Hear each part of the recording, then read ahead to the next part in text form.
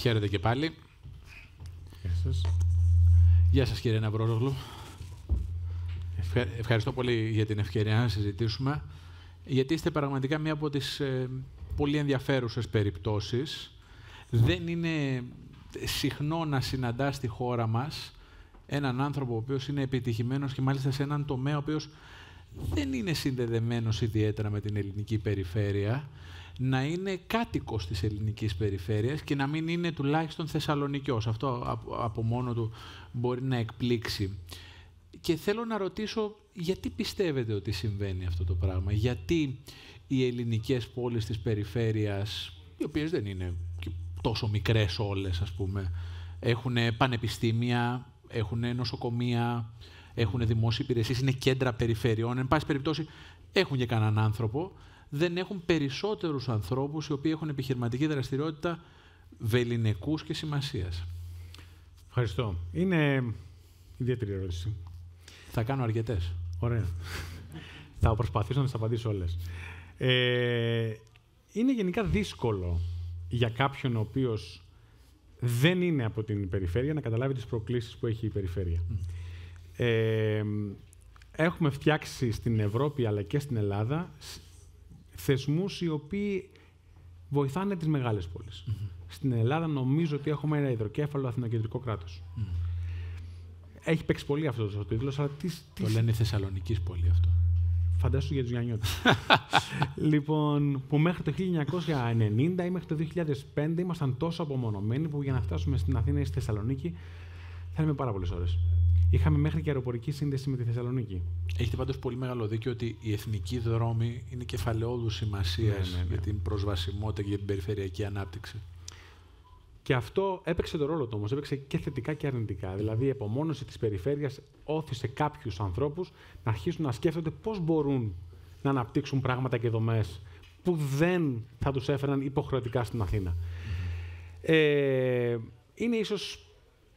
Είναι πολύ σύνθετο το πρόβλημα. Δηλαδή, νομίζω ότι από άποψη πολιτείας και από άποψη επιχειρηματικότητας δεν ξέρουμε αυτή τη στιγμή για ποιο λόγο κάποιος να επενδύσει στην περιφέρεια. Αυτό που εμείς έχουμε κάνει, και εγώ προσωπικά έχω κάνει, και με την ΑΤΕΚ και με τη ΣΝΑΠΗ που αποφασίσαμε να τις στήσουμε στα Γιάννενα, είναι ότι, και χρειάζεται να πηγαίνω στην Αθήνα κάθε εβδομάδα, έτσι, να το ξεκαθαρίσω αυτό, είναι ότι υπάρχουν τα στοιχεία εκείνα, είτε είναι αυτή η ποιότητα ζωής, είτε είναι η εγκύτητα σε περιοχές που πας στη θάλασσα σε 45 λεπτά, πας στο χειρονοδρομικό κέντρο σε 45 λεπτά. Έχεις το πανεπιστήμιο, έχουμε τη μαγιά των ανθρώπων, έχουμε τους, δεν ξέρω, ίσως και αυτό τον κάλο κάποια φορά στον εγκέφαλο, που λέει ότι δεν θέλουμε να πάμε πάντα με το ρου, που υπάρχουν στοιχεία. Παρ' όλα αυτά όμως χρειάζεται πολύ μεγάλη επένδυση και από την πολιτεία και σίγουρα και από επίπεδο ευρωπαϊκό να δώσουμε κίνητρα στην καινοτομία και στην επιχειρηματικότητα εκτός της Αθήνας.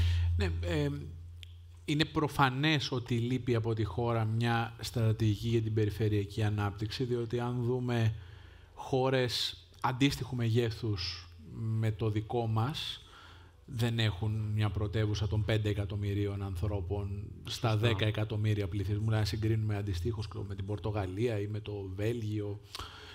Κάνω μια αναλογία. Το ερώτημα είναι, γιατί επιμένουμε σε ένα μοντέλο, κατά τη γνώμη σας, το οποίο είναι τόσο συγκεντρωτικό, υδροκέφαλο, πείτε το όπως θέλετε, όταν, ας πούμε, και για τους ανθρώπους που είμαστε στο αστικό κέντρο πολλές φορές η ζωή καθίσταται ιδιαίτερα δυσχερής και επαχθής, και από την άλλη με τα πολύ επιβαρυντικά δημογραφικά στοιχεία που έχουμε ως χώρα, η περιφέρεια γερνάει. Ναι. Και αυτή είναι μια καλή ερώτηση. Ευχαριστώ. Έβαλε στον κύριο Παπαστεριού προηγουμένως. Ευχαριστώ πολύ. Νομίζω ότι είναι θέμα ευκολίας. Δηλαδή, όταν είσαι στην Αθήνα και το 50% του πληθυσμού και το περίπου 50% του ΑΕΠ παράγεται στην Αθήνα, είναι πολύ ευκολότερο να συναλλαχθείς, να εστιάσεις και να επενδύσεις με τους ανθρώπους στους οποίους αναστρέφεσαι και γνωρίζεις. Άρα νομίζω ότι είναι θέμα δυσκολίας. Δηλαδή, σου φαίνεται πολύ μακρινό το να πας είτε στην Κρήτη, είτε στην Ρόδο, είτε στα Γιάννενα και να πεις ότι πάω να επενδύσω εκεί ή να φτιάξω όλες τις υποδομές. Και είναι και ο ορίζοντας μακρύτερος. Δηλαδή, ας πούμε, αν αποφασίσεις να φτιάξεις κάτι, παράδειγμα στην Αθήνα, λες ότι έχω να εξυπηρετήσω πιθανά το 50% του πληθυσμού, το 50% του ΑΕΠ, και μπορώ να το κάνω σε μια ορίζοντα διετίας, τριετίας.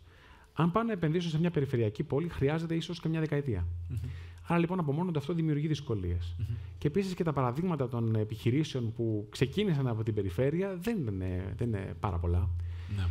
Αν συνδυάσουμε σε αυτό με την έλλειψη των υποδομών, που λέει χρειάζονται αρκετές επενδύσεις στις υποδομές σε περιφερειακό επίπεδο, το καθιστά νομίζω πιο δύσκολο. Και να φέρω ένα παράδειγμα. Ήμουνα προχθές, και θέλω να το πω, δηλαδή, ήμουνα προχθές στο Σαμπελόκηπο στην Αθήνα και 9 η ώρα το βράδυ βλέπω μια παιδική χαρά γεμάτη με φωτισμένη, είχε βόλεϊ, μπάσκετ, είχε παιδική χαρά δίπλα να παίζουν παιδιά. Και λέω, ξέρεις, δεν έχουμε καν αυτό το πράγμα στα Γιάννενα. Ναι. Άρα λοιπόν λέω, αν θες να καλέσεις. Την παιδική χαρά ή τη γεμάτη παιδική χαρά? Ούτε την παιδική χαρά, ούτε τη γεμάτη. Αν λέω, θες να καλέσεις λοιπόν νέους ανθρώπους, οι οποίοι έχουν την οικογένειά τους, έχουν νέα παιδιά, και να τους προσελκύσεις ή να τους τραβήξεις πίσω στην περιφέρεια, ακόμα και αυτά τα πράγματα θα τους λείπουν. Μισό λεπτό όμως. Από την άλλη, τα Γιάννενα είναι ένα ενδιαφέρον παράδειγμα, τουλάχιστον στο κομμάτι της... Να είστε καλά. Στο κομμάτι της καινοτομίας και της τεχνολογίας, διότι έστω αργά, έστω σε μικρό μέγεθος, δημιουργεί ένα οικοσύστημα καινοτομίας εδώ πέρα, εταιρείες οι οποίες αναπτύσσονται, οι οποίες συναλλάσσονται με το εξωτερικό, με έναν κόσμο που είναι πολύ πιο μακριά και από την Αθήνα ή τη Θεσσαλονίκη. Θυμάστε το Θεσσαλονίκη Γιάννηνα με 2 παπούτσια πάνινα, το τραγούδι, πολύ ωραία. Με αυτά τα 2 παπούτσια πάνινα όμως μπορούν και συναλλάσσονται. Άρα πώς το κάνατε εδώ πέρα? Ναι. Νομίζω ότι είναι οι παράγοντες που... Τι είναι τύχη? Όχι. Συγκυρία? Τη συγκυρία μπορεί. Okay. Είναι πείσμα, αιμονή. Σου αρέσει αυτό που λέω, να θέλεις να μείνεις σε έναν τόπο γιατί σου αρέσει η ποιότητα ζωής. Βλέπεις τα στοιχεία και τελικά μάχεσαι και παλεύεις παραπάνω. Αν λοιπόν η αγορά που στοχεύεις είναι παγκόσμια, νομίζω ότι μπορείς να πεις, ειδικά με τη τεχνολογία και μετά τον COVID, που ξαφνικά γίναμε πιο ανεκτικοί και πιο θετικοί και πιο εξωστρεφείς. Ναι, ίσως, αλλά από οπουδήποτε και αν ζεις, μπορείς να το κάνεις. Χρειάζεται όμως πολύ μεγαλύτερη προσπάθεια. Τώρα, στα Γιάννενα υπήρξε η συγκυρία ότι υπήρξαν κάποιες εταιρείες οι οποίες επενδύσαμε στον τόπο, είτε ήταν αυτές οι γερμανικές, είτε ήταν η Natec, που προσπαθήσαμε αρκετά να φέρουμε κόσμο σε συνδυασμό με το Πανεπιστήμιο, και το γεγονός ότι δεν υπήρχαν και πάρα πολλές εκείνη την περίοδο άλλες εταιρείες και ο κόσμος ζητούσε πολύ έντονα ανθρώπους της τεχνολογίας και μηχανικούς. Υπήρξαν λοιπόν οι συνθήκες εκείνες που έφεραν αυτή την αλλαγή και πολλές φορές το ένα φέρνει το άλλο. Αλλά χρειάζεται πραγματικά, και το τονίζω αυτό, χρειάζεται να υπάρξει μια αλλαγή της προσέγγισης, γιατί ένας παράγοντας που σε καθιστά πολύ δύσκολο να αναπτυχθείς είναι πώς θα διασυνδεθείς με τον υπόλοιπο κόσμο. Όταν είσαι στα Γιάννενα, ας πούμε, για να πάω στην Γερμανία, θα πρέπει να ταξιδέψω είτε στη Θεσσαλονίκη με παπούτσια πάνινα και μετά στην Γερμανία, είτε στην Αθήνα και μετά στη Γερμανία. Είναι πάρα πολύ δύσκολο. Κάποια στιγμή είχαμε στη διασύνδεση Γιάννενα-Τελαβίβ και αυτό δυστυχώς λόγω του πολέμου σταμάτησε. Άρα λοιπόν υπάρχει ένα βήμα παραπάνω συνήθως, ένα ακόμα βήμα που πρέπει να... Για να μην είμαστε άδικοι. Αυτό συμβαίνει και σε πολύ μεγάλες χώρες που μπορεί να έχουν υποδομές που δεν διασυνδέονται όλες με το εξωτερικό, μπορεί να χρειάζεται πάντα ένα ενδιάμεσο βήμα. Το ερώτημα το οποίο για μένα είναι πολύ κρίσιμο είναι γιατί δεν επενδύουμε σε συγκριτικά πλεονεκτήματα των περιοχών. Για παράδειγμα, λέτε κάτι, ότι εδώ έχει ένα πανεπιστήμιο το οποίο έχει μια προφανώς καλή ερευνητική κοινότητα, δεν το γνωρίζω. Φαντάζομαι ότι έχει καλό διδακτικό προσωπικό το πανεπιστήμιο και φοιτητές οι οποίοι έχουν διάθεση και... Ωραία, okay. Και ήρθαν εταιρείες στον χώρο της τεχνολογίας και των ψηφιακών λύσεων κλπ. Κούμποσαν γιατί υπήρχε μια ανάγκη στην αγορά αφενός και μια στόφα από την άλλη. Πολύ ωραία. Γιατί, για παράδειγμα, σκέφτομαι μια αντίστοιχη πόλη, το Ηράκλειο Κρήτης, που έχει ένα μεγάλο αεροδρόμιο, που είναι στην Κρήτη, ένας ευλογημένος τόπος από το Θεό, έχει πολύ τουρισμό. Εντάξει, δεν θα κάνουν ενδεχομένως ένα οικοσύστημα καινοτομίας. Γιατί δεν δουλεύουν σοβαρά τον τουρισμό? Να πω ένα παράδειγμα. Μήπως, λέω κι εγώ, καμιά φορά είναι και ζήτημα πόλης, είναι και ζήτημα προσέγγισης, είναι ζήτημα και των εδώ αξιωματούχων. Δηλαδή, είναι καλό να έχεις έναν δήμαρχο ή έναν περιφερειάρχη ή έναν βουλευτή. Δεν το κάνω προσωπικό και δεν μιλάω καν για την Ήπειρο. Ο οποίος είναι κομματάρχης, παραγονταρέος, ξέρω εγώ, αλλά δεν έχει κανένα σοβαρό όραμα για τον τόπο του και πώς να αναζητήσει και λύσεις και να διασυνδέσει τη μικρή κουκίδα με τη μεγαλύτερη. Ναι, ισχύει αυτό που λέτε, αλλά νομίζω ότι η έλλειψη πολλών ευκαιριών οδηγεί τους ανθρώπους να στραφούν σε κάτι διαφορετικό, σε μια καινούρια ιδέα. Αυτό λοιπόν που έλεγα είναι ότι η απομόνωση της περιφέρειας, ειδικά της Ηπείρου και των Ιωαννίνων, οδήγησε, εκτός από ότι είχαμε πολλή κτηνοτροφία, έχουμε νερά, έχουμε τυροκομικά προϊόντα, άρα λοιπόν αυτά έχουν ένα ορίζοντα ζωής, έχουμε τουρισμό αλλά περιορισμένο.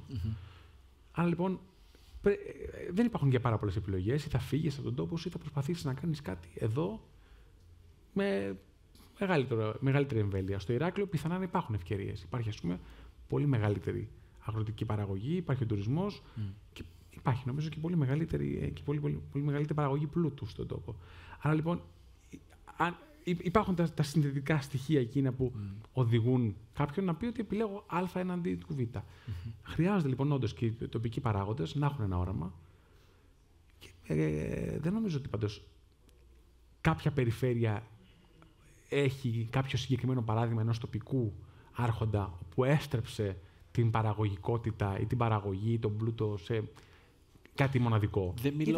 Εγώ δεν το κάνω καν προσωπικό. Ας μιλήσουμε για το πολιτικό προσωπικό ενδεχομένως. Ναι. Γιατί άμα δεν έχει κάποιον να σε πιέζει και να σε τραβάει, μπορεί και εσύ να μην είσαι τόσο παραγωγικός. Και να το ρωτήσω και λίγο αλλιώς, αν θέλετε. Η Ήπειρος ευρύτερα, γιατί τα Γιάννενα είναι η πρωτεύουσα της περιφέρειας Ηπείρου, αλλά υπάρχουν άλλοι 3 νομοί εδώ γύρω. Λοιπόν, και η Γουμενίτσα και η Θεσπρωτεία, μάλλον, και η Πρέβεζα και η Άρτα. Γιατί έχει μείνει, μου φαίνεται εμένα τουλάχιστον, που εγώ στην Αθήνα είμαι, μου φαίνεται ότι η περιφέρεια της Ηπείρου, ενώ έχει τόσα αγαθά, ευλογημένος τόπος, έχει μείνει πίσω συγκριτικά με άλλες περιφέρειες. Είναι μόνο το ζήτημα της προσβασιμότητας, της συνδεσιμότητας. Είναι και τα ιδιαίτερα γεωγραφικά στοιχεία. Στα Γιάννενα, ας πούμε, έχουμε πολύ ωραία βροχή. Okay. Άρα λοιπόν, νομίζω ότι πραγματικά είναι θέμα επιλογών. Είναι θέμα. Δεν υπάρχει κάποιο ιδιαίτερο στοιχείο, κατά την άποψή μου, και δεν είμαι πολιτικός. Ναι. Μιλάω μόνο από προσωπική εμπειρία. Άρα λοιπόν, εγώ βλέπω ότι, παράδειγμα, στα Γιάννενα έχουμε μια ευρωπαϊκή περίπου κατεύθυνση και ένα ευρωπαϊκό κλίμα, κέντρο ευρωπαϊκό. Στους υπόλοιπους νομούς έχουμε πιο πολύ ήλιο και θάλασσα. Άρα οι ευκαιρίες είναι λίγο περισσότερες και νομίζω ότι γι' αυτό και στρέφεται ο κόσμος σε κάτι τέτοιο. Και από την άλλη μεριά, το πανεπιστήμιο είναι πόλος έλξης. Δηλαδή, όταν τα Γιάννενα έχουν 20.000 περίπου φοιτητές, άρα λοιπόν υπάρχει εισρωή νέων ιδεών, υπάρχει ενέργεια. Όταν βγαίνεις έξω και ο κόσμος είναι πιο ζωντανός. Ναι. Προφανώς αυτό αλλάζει. Αλλάζει την κουλτούρα, αλλάζει τον τρόπο σκέψης, παίρνεις ιδέες. Είχαμε και το αεροδρόμιο. Έχουμε και το αεροδρόμιο. Έχετε και το αεροδρόμιο, ναι. Τώρα έχουμε και τους 2 δρόμους. Ναι. Αυτό λοιπόν άρχισε σιγά-σιγά να ανοίγει. Και νομίζω ότι αυτά οδήγησαν. Δηλαδή, ας πούμε, είναι ένας πόλος έλξης που ξαφνικά αρχίζεις και τραβάς και κόσμο και από τις άλλες περιοχές. Τα Γιάννενα, παράδειγμα, παίρνουν και από την Κοζάνη. Παίρνουν και από άλλες περιοχές σιγά-σιγά από την Καρδίτσα. Μαζεύεται ο κόσμος. Το είπα γιατί άκουσα προηγουμένως ότι είστε το μουζάκι. Ναι, όχι, πάρτε, δεν πειράζει, έχουμε αρκετούς να δώσουμε. Αλλά να επανέλθω λίγο στη δική σας δραστηριότητα, γιατί από περιέργεια πώς επιλέξατε να μείνετε εδώ και να επιχειρήσετε εδώ? Ήταν μια δύσκολη επιλογή, δεν ήταν σίγουρα επιλογή. Ήταν περισσότερο συναισθηματική στην αρχή. Δηλαδή, μεγάλωσα στα Γιάννενα. Ναι. Φύγατε από τα Γιάννενα μετά. Έφυγα από τα Γιάννενα. Είχα τον νόστο. Υπήρχαν και κάποιες πρώτες ευκαιρίες. Δηλαδή, υπήρχε Συνεταιριστική Τράπεζα Ηπείρου στα Γιάννενα. Υπήρχαν κάποιες επιχειρήσεις με τις οποίες μπορούσαμε να συναλλαχθούμε. Άρα, λοιπόν, υπήρχε μια ευκαιρία. Δεν υπήρχαν πολλές ανταγωνιστικές εταιρείες πληροφορικής, ούτε γενικά εταιρείες πληροφορικής. Άρα, λοιπόν, υπήρχε μια δεξαμενή ανθρώπων που αποφοιτούσαν το πανεπιστήμιο, είτε εργάζονταν στα Γιάννενα, που δεν είχαν πάρα πολλές επιλογές. Άρα μπορούσες να μαζέψεις μια ομάδα ανθρώπων γύρω σου και να κάνεις κάτι. Και μετά υπήρξε πείσμα. Δηλαδή, δεν είχαμε συντακτικό πλεονέκτημα έναντι μιας άλλης περιοχής, αλλά παρόλα αυτά κάναμε την πόλη μας ως brand name. Δηλαδή θυμάμαι χαρακτηριστικά ότι είχα πάει στην Αντίς Αμπέμπα και προσπαθούσα να πουλήσω τραπεζικό σύστημα στην Αιθιοπία και μου λέγανε από πού είσαι και σκεφτόμουν να τους πω από Γιάννη, αλλά αποκλείεται. Να τους πω από την Ελλάδα, με κοροϊδεύανε. Τους είπα από τα Γιάννενα και μου είπαν πού είναι αυτό. Και όταν τους είπα ότι είναι από την Ελλάδα και σιγά σιγά διαπίστωσα ότι είχε αρχίσει να γίνεται brand name, ότι υπήρχε μια εταιρεία που δραστηριοποιείται στα Ιωάννινα και φτιάχνει τραπεζικό σύστημα, αυτό ο ανορθόδοξος τρόπος ανάπτυξης τελικά βοήθησε. Ναι. Άρα λοιπόν, κάπως έτσι το λέω. Αισθάνεστε ότι έχετε περιθώριο να μεγαλώσετε κι άλλο εδώ? Ναι. Αλλιώς θα φεύγαμε. Δηλαδή, για όσους δεν γνωρίζουν κατά απόλυτον τρόπο τι κάνετε και τι μεγέθους είστε, θέλετε να εξηγήσετε τη δυναμικότητά σας? Αρχικά φοράω 2 καπέλα. Ναι. Το ένα είναι το καπέλο της Natec, είναι η εταιρεία που παράγει τραπεζικό λογισμικό. Είναι λογισμικό το οποίο δίνουμε σε τράπεζες. Και είμαι και αντιπρόεδρος της Snappy, που η Snappy είναι μια ψηφιακή τράπεζα που έχει έδρα τα Ιωάννινα με πανευρωπαϊκή εμβέλεια. Η Natec, καθεαυτό που είναι και η πρώτη εταιρεία που επένδυσε και τέλος πάντων στη Snappy, αυτή τη στιγμή αριθμεί γύρω στα 170 άτομα στην Ελλάδα. Περίπου το 60% του προσωπικού είναι στα Γιάννενα, το υπόλοιπο είναι στην Αθήνα και σε άλλες περιοχές, καθότι και στην Ελβετία και στη Γερμανία. Υπάρχει και η Snappy αντιστοίχως έχει γύρω στα 120 άτομα, να αναφέρω και αυτό, όπου αν και έχει έδρα τα Ιωάννινα, το περίπου 70% του προσωπικού της είναι στην Αθήνα, για λόγους λειτουργικούς. Παρ' όλα αυτά, ο τόπος έχει δυναμική. Αυτό που λέω είναι περίπου 120 μηχανικοί υπολογιστών το χρόνο είναι η δεξαμενή στην οποία κοιτάζουμε. Σήμερα με τη τεχνολογία μπορείς να πουλήσεις και να διαθέσεις το σύστημα σου παντού. Άρα αυτό που χρειάζεσαι είναι αξιόλογο δυναμικό να το προσθέτεις στην ομάδα σου, να αναπτύσσεσαι και να δημιουργείς. Άρα λοιπόν βγάζει ο τόπος άτομα τα οποία μπορούν να έρθουν. Δεν θα το ταιριάξουν όλοι, δεν θα επιλέξουν όλοι εσένα προφανώς, αλλά υπάρχει μια δεξαμενή. Προφανώς κάποια στιγμή μπορεί να ταβανιάσει αυτό. Αλλά στο εγγύς μέλλον νομίζω ότι υπάρχουν οι ευκαιρίες και τα περιθώριο να χρησιμοποιήσουμε την περιοχή ως κέντρο δραστηριότητας και σιγά σιγά να τραβήξουμε και κόσμο και από άλλες περιοχές.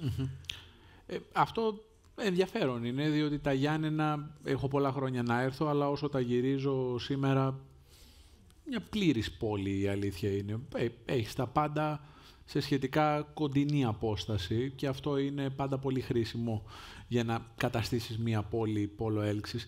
Αν είχατε απέναντί σας, όχι εμένα, έναν συνεργάτη του Πρωθυπουργού, έναν υπουργό, ο οποίος είναι αρμόδιος, ας πούμε, για την ανάπτυξη της περιφέρειας, δρομολογούνται ούτως ή άλλως κάποια τοπικά αναπτυξιακά σχέδια, γιατί καλά να είμαστε, έρχονται και χρήματα από την Ευρώπη και από τα διαρθρωτικά ταμεία και από το Ταμείο Ανάπτυξης. Τι θα του λέγατε ότι είναι η πρώτη προτεραιότητα για την περιοχή εδώ? Αυτή είναι πολύ καλή και δύσκολη ερώτηση. Νομίζω ότι θα έπρεπε να προσπαθήσουμε να έχουμε τις ίδιες ευκαιρίες με αυτό που έχει η Αθήνα. Δηλαδή, καλά είναι τα ΕΣΠΑ, καλά είναι οι περιφερειακές, καλές είναι τα περιφερειακά προγράμματα, αλλά νομίζω ότι πρέπει να δώσουμε λίγο το κάτι της παραπάνω, ώστε να αναπτυχθούν οι υποδομές, ώστε ο κόσμος να μπορεί να μένει στον τόπο. Δεν χρειάζεται να δώσουμε λεφτά για να αναπτυχθούν πιθανά νέες ιδέες, αλλά χρειάζεται να δώσουμε λεφτά, ώστε ο κόσμος να έχει κίνητρο να παραμείνει στην περιφέρεια, στην επαρχία, όπως η Ήπειρος. Άρα λοιπόν, το πρώτο πράγμα που θα έκανα ήταν αεροπορική σύνδεση με κάποια κεντρική ευρωπαϊκή πόλη, και αυτό θα ήθελε σίγουρα πολιτική παρέμβαση. Και από την άλλη, γιατί δεν υπάρχουν αυτή τη στιγμή τα οικονομικοί λόγοι. Δεν υπάρχει οικονομικός λόγος να επενδύσει κάποια εταιρεία να το κάνει αυτό. Άρα χρειάζεται λοιπόν σίγουρα μια επιδότηση εκεί πέρα, μια κεντρική τέλος πάντων κατεύθυνση. Και το δεύτερο πολύ σημαντικό κατά την άποψή μου είναι να δοθούν κίνητρα στις περιφέρειες να λειτουργούν με λίγο διαφορετικό τρόπο από ότι η κεντρική διοίκηση στην Αθήνα. Δηλαδή πρέπει να υπάρχουν κάποια κίνητρα, τα οποία αυτή τη στιγμή δεν υπάρχουν. Είναι αντικίνητρα. Οι περιφέρειες είναι αυτοδιοίκητο. Σωστά. Είναι αυτοδιοίκητο, αλλά θα πρέπει να είναι και αυτοδιοίκητες να έχουν και οικονομική αυτοτέλεια, λέτε. Μια σχετική αυτονομία. Η μέρα που το κράτος θα παραχωρήσει την οικονομική αυτοτέλεια στους φορείς της τοπικής αυτοδιοίκησης θα είναι μια μέρα που εγώ θα έχω χάσει και τα υπόλοιπα μαλλιά μου. Εγώ τα έχω χάσει ήδη. Αλλά πάντα βλέπω το φως και ελπίζω. Λοιπόν, κύριε Ναυρόζογλου, σας ευχαριστώ πάρα πολύ γιατί ο χρόνος μας τελειώνει. Σας ευχαριστώ πολύ. Ήταν πραγματικά μια πολύ ενδιαφέρουσα συζήτηση και εύχομαι και καλή επιτυχία στο νέο εγχείρημα στην ΣΝΑΠΗ. Πότε ξεκινάει η κανονική λειτουργία? Στις επόμενες λίγες εβδομάδες. Λίγες εβδομάδες, πιο συγκεκριμένα? Σίγουρα πριν το τέλος του καλοκαιριού. Εντάξει. Σας ευχαριστώ πάρα πολύ. Να είστε καλά και εσείς που μας παρακολουθήσατε.